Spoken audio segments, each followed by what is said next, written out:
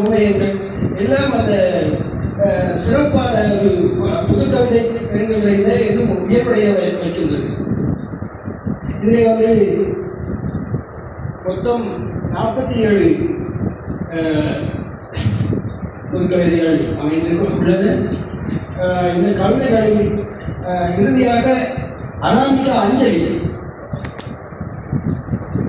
அவருடைய தனது அன்பு மகள் ஆசை மகள் எல்லாம் அவளே என்று கொண்டாடிய மகளை இழந்திருக்கும் அவரின் உள்ளத்துணர்வுகள் வெளிப்படுகின்றன.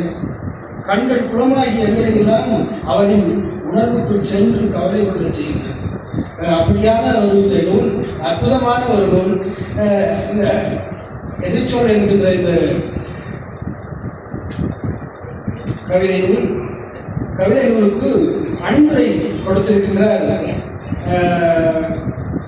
யாழினி முனுசாமி என்கிற தமிழகத்தைச் சேர்ந்த யாழினி முனுசாமி என்கின்றவர் அணிந்துரையை மிகவும் இதை அறிமுகம் செய்கின்றார் போலே அந்த அணிந்துரை அமைந்துள்ளது.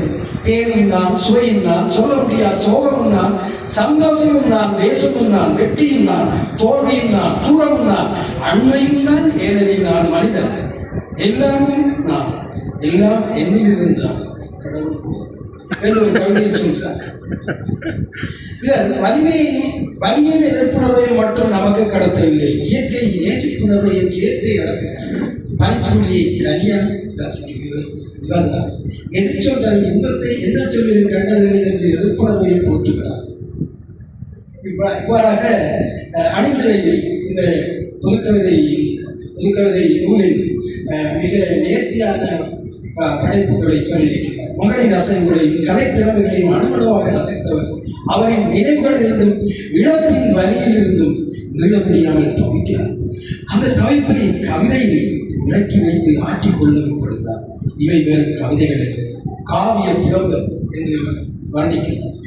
இவ்வாறாக இந்த எதிர்ச்சொல் என்கின்ற புதுக்கவிதை நூல் மிகவும் அற்புதமான ஒரு படைப்பாக பேராசிரியர் பாலசுமன் அவர்கள் எங்களுக்கு தந்திருக்கிறார். இதை படித்து சுவைகள் சொல்லி இந்த